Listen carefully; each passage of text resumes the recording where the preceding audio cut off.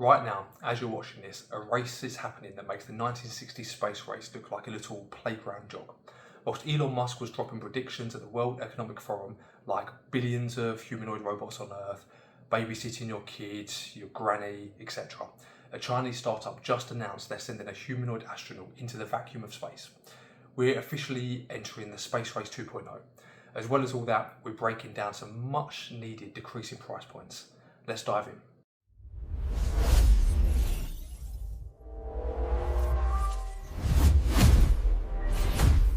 So, if you missed the World Economic Forum in Davos this past week, don't worry, I've got all you need to know. Elon Musk was there and he wasn't just talking about Mars, though what he did say was really interesting if you have half hour spare, especially if you're not a believer in solar. But don't worry, he's not started talking about building a Dyson sphere just yet, although I wouldn't put it past him. Anyway, Elon is doubling down on the future of sustainable abundance. Elon's big prediction, he expects there will eventually be billions of humanoid robots. Hint hint, I just covered that in my latest video, although he actually stated more robots than people this time. He's painting a picture where a robot isn't just a factory worker, it's a family member. He specifically mentioned babysitting and elderly care, which again I spoke about in my last video. But the vision is real. Imagine a robot that doesn't just vacuum, but actually watches over your kids or cares for an aging parent 24/7. Although I don't think I'll be the guinea pig for having to babysit my 3-year-old just yet. Although I think I'd be more worried about the 20k robot after leaving it with my 3-year-old than the other way around. Anyway, Elon says he's aiming for a public sale of Tesla's Optimus by the end of 2027. But, and this is a big but, he's prioritising safety and reliability above everything. He doesn't want a Terminator situation in your living room, and I'm inclined to agree with him. However, let's be realistic. While Elon is a visionary, he's also the king of Elon time.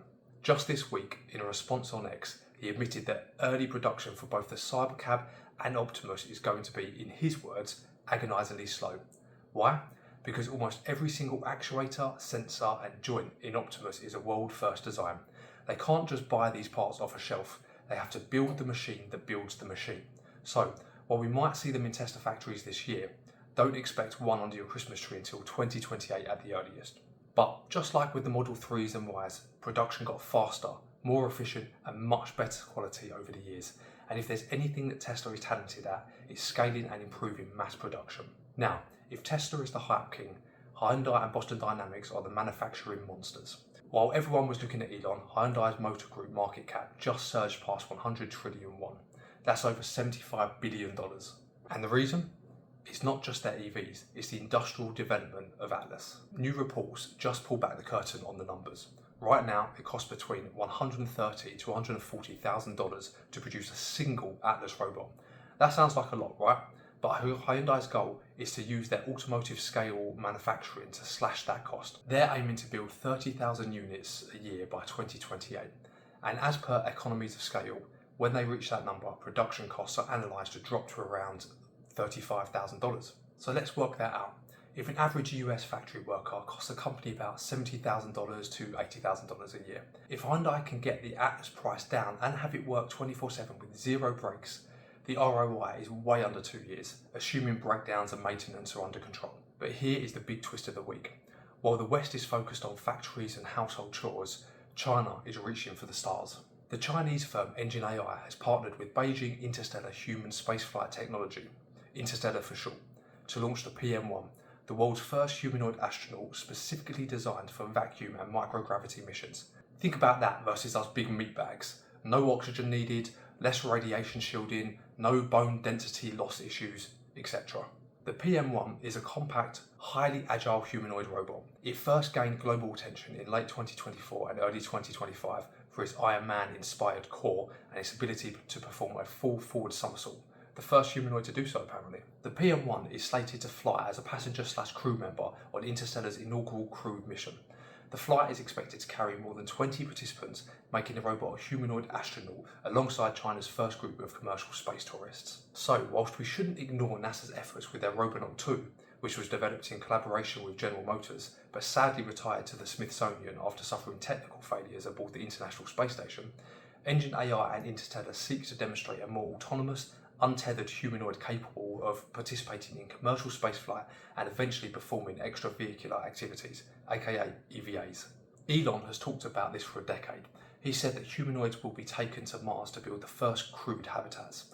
But while SpaceX has been focusing on the rocket, Chinese companies like Engine AI may be winning the game. However, Engine AI have noted that the PM1 will require significant design upgrades to survive the vacuum of space, microgravity, and extreme temperature fluctuations. And throughout 2026, the company plans to focus on enhancing the robot's environmental adaptability and autonomous decision making specifically for the space environment. It sounds like moving in space should be easier, but when you don't have the reliability and predictability of gravity, it's a whole different ballgame. So who knows how the next years will play out? Elon even admitted it himself on X, saying that Tesla and Chinese companies will dominate the market. Other companies in the West are weak. Is it possible that the first person to walk on Mars isn't a person at all? And will it be wearing a Tesla logo or an Engine AI one? The geopolitics of robotics just got a lot more interesting. So, from space robots to inorganic babysitters, in 2 or 3 years the conversation is going to shift from can they walk to which one should I buy? Between Hyundai's massive manufacturing scale, Elon's hype, and China's literal space race, the next 24 months are going to change everything about how we work and live. But, as always, let me know your thoughts in the comments below. Who do you think will win the robotic space race, and would you let a humanoid robot babysit your kids? Or are we just becoming a bit too Black Mirror, a bit too quick? Don't forget to hit that like button if you want more updates into the future of humanoid robots. Subscribe to stay ahead of the curve, and I'll see you in the next one.